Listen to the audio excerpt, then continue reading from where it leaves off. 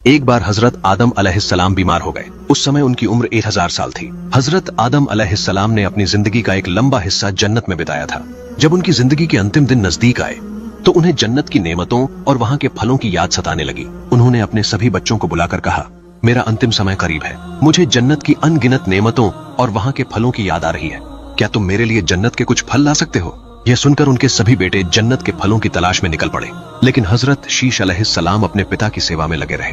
काफी समय बीत जाने के बाद भी जब उनके बेटे वापस नहीं लौटे तो हजरत आदम अलैहिस्सलाम ने हजरत शीश अलैहिस्सलाम से कहा, ऐ मेरे बेटे, लगता है कि तुम्हारे भाइयों में से कोई भी जन्नत के फल लाने में सफल नहीं हुआ। शायद उन्होंने अल्लाह से मदद मांगने की दुआ नहीं की होगी।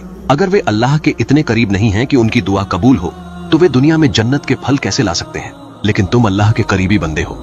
मेरा विश्वास है कि अगर तुम उस पहाड़ पर जाकर अल्लाह से दुआ करोगे तो अल्लाह तुम्हारी दुआ जरूर कबूल करेगा। हजरत शीश अलैहिस्सलाम ने जवाब दिया, अब्बा जान, आप दुनिया के पहले रसूल हैं। अल्लाह रब्बुल आलमीन ने आपको अपने हाथों से बनाया है। अगर आप अल्लाह से दुआ करेंगे तो वह तुरंत आपकी ख्वाहिश पूरी करेंगे। हजरत आदम अलैहिस्सलाम ने कहा, जब मैं जन्नत में था तो मैंने अल्लाह के हुक्म की खिलाफ वर्जी करते हुए गंदुम का फल खाया था। तब से मुझे अल्लाह से कुछ मांगने में शर्मिंदगी महसूस होती है। लेकिन तुम पाक हो, तुम्हारे पास कोई गुनाह नहीं है। मुझे यकीन है कि अगर तुम अल्लाह से दुआ करोगे तो वह तुम्हारी दुआ को जरूर कबूल करेगा। अपने पिता की बात मानकर हजरत शीश अलैहिस्सलाम उस पहाड़ पर गए जो उनके पिता ने बताया था। वहां पहुंचकर उन्होंने अल्लाह रब्बुल आलमीन के सामने हाथ उठाकर दुआ की, ऐ मेरे मालिक, आपके नबी आदम अलैहिस्सलाम ने जन्नत में आपकी नेमतों का आनंद लिया। अब उनकी जिंदगी के आखिरी पल हैं। वह जन्नत के फलों की ख्वाहिश रखते हैं। ऐ मेरे परवरदिगार, अगर आप मेरी इस गुजारिश को पूरा कर दें तो मैं हमेशा आपका शुक्रगुजार रहूंगा। हजरत शीश अलैहिस्सलाम की दुआ सुनकर अल्लाह रब्बुल आलमीन ने जिब्राइल अलैहिस्सलाम को हुक्म दिया, ऐ जिब्राइल, मेरे नबी शीश अपने पिता आदम के लिए जन्नत के फलों की फरमाइश कर रहे हैं। जन्नत के सबसे बेहतरीन फलों को सुनहरे पिंजरे में भर दो। उसे जड़ीदार ढक्कन से ढककर जन्नत की सबसे खूबसूरत हूर के सिर पर रखकर शीश के पास भेजो। अल्लाह के हुक्म पर अमल करते हुए जिब्राइल अलैहिस्सलाम ने जन्नत के फलों को सुनहरे पिंजरे में रखा और उस पिंजरे को एक खूबसूरत जन्नती हूर के सिर पर रखा। फिर वह हूर के साथ उस पहाड़ पर उतरे जहां हजरत शीश अलैहिस्सलाम अल्लाह से दुआ कर रहे थे। हजरत शीश अलैहिस्सलाम ने जन्नती हूर से पिंजरा लिया और उसे लेकर अपने पिता हजरत आदम अलैहिस्सलाम के पास पहुंचे। हजरत आदम अलैहिस्सलाम ने जन्नत के फलों को देखकर अल्लाह का शुक्र अदा किया और फलों का आनंद लिया। इसके बाद हजरत आदम अलैहिस्सलाम ने उस जन्नती हूर का निकाह हजरत शीश अलैहिस्सलाम के साथ करवा दिया। लेकिन फिर उन्होंने उस हूर से कहा, ऐ मेरी बेटी, तुम जन्नत की हूर हो। यह दुनिया तुम्हारे रहने की जगह नहीं है। जन्नत में तुम्हारा मिलन शीश के साथ होगा। अब तुम वापस जन्नत लौट जाओ। हजरत आदम अलैहिस्सलाम की बात सुनकर वह हूर सलाम करके वापस जन्नत लौट गई। कुछ समय बाद हजरत आदम अलैहिस्सलाम ने हजरत शीश अलैहिस्सलाम को बुलाकर कहा, ऐ मेरे बेटे, मेरा अंतिम समय नजदीक है। सभी भाइयों को इकट्ठा करो ताकि मैं उन्हें अपनी आखिरी वसीयत और नसीहत कर सकूं। हजरत शीश अलैहिस्सलाम ने अपने पिता के हुक्म का पालन करते हुए अपने सभी भाइयों को इकट्ठा किया। बस सभी बच्चे इकट्ठा हो गए तो हजरत आदम अलैहिस्सलाम ने कहा, ऐ मेरे बच्चों, मेरा अंतिम समय करीब है। मैंने अपनी जिंदगी अल्लाह के पैगाम को तुम्हारे तक पहुंचाने में बिताई है। मेरी आखिरी नसीहत यह है, हमेशा अल्लाह की इबादत करो और उसके साथ किसी को भी शरीक मत करो। आपस में एकता बनाए रखो और हर समस्या का हल आपसी सलाह से करो। झगड़ों और लड़ाई झगड़ों से दूर रहो। अपने भाई हजरत शीश की बात मानो क्योंकि वह अल्लाह के नबी हैं। उनकी राह पर चलोगे तो हमेशा सही रास्ते पर रहोगे। फिर उन्होंने हजरत शीश अलैहिस्सलाम को अपनी जिम्मेदारी सौंपते हुए कहा, मैं तुम्हें अपना उत्तराधिकारी नियुक्त कर रहा हूँ। तुम्हें अपनी नस्ल को इब्लीस के फितने से बचाना है। अल्लाह की इबादत करते रहना और दूसरों को सही रास्ता दिखाना। यह दुनिया परीक्षा की जगह है, हमेशा के लिए रहने का स्थान नहीं। मैं अल्लाह से दुआ करता हूँ कि वह तुम्हें और तुम्हारी नस्ल को सही राह पर बनाए रखे।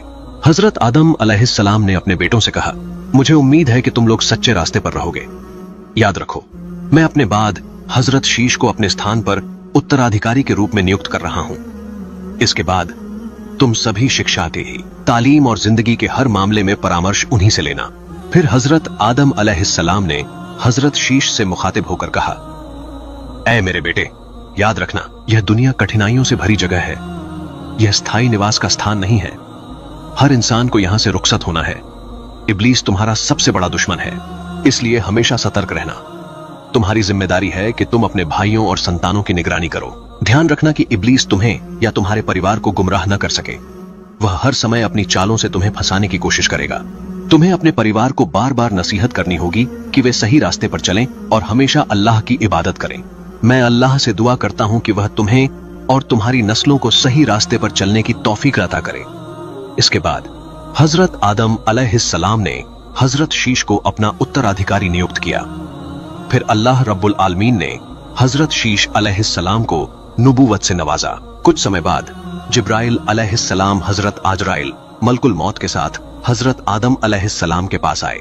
हजरत आदम अलैहिस्सलाम ने आजराइल अलैहिस्सलाम को देखा और समझ गए कि उनका आखिरी समय आ गया है। उन्होंने अपनी पत्नी हजरत हव्वा अलैहिस्सलाम और अपने सभी बच्चों से कहा, अब तुम सभी बाहर जाओ, मुझे मेहमानों से खास बातचीत करनी है। जब सभी बाहर चले गए तो मलकुल मौत हजरत आजराइल अलैहिस्सलाम ने कहा, ऐ अल्लाह के नबी, मुझे देखकर आप समझ गए होंगे कि मैं क्यों आया हूं।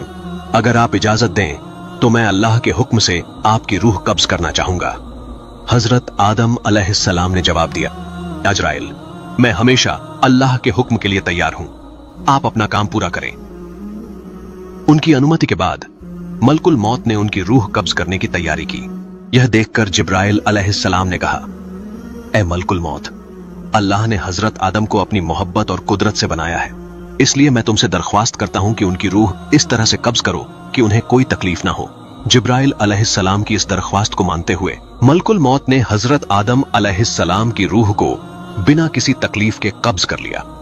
इस तरह हजरत आदम अलैहिस्सलाम ने इस दुनिया से रुखसत कर लिया। उनकी मृत्यु के बाद उनके बेटे हजरत शीश अलैहिस्सलाम ने उन्हें दफनाया।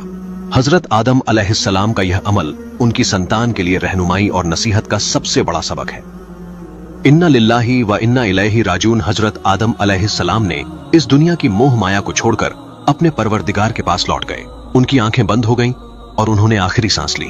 उनकी इस जुदाई ने उनके परिवार को गहरे सदमे में डाल दिया। उनके बेटे और पत्नी हजरत हव्वा अलैहिस्सलाम इस अकल्पनीय गम से आहत हो गए।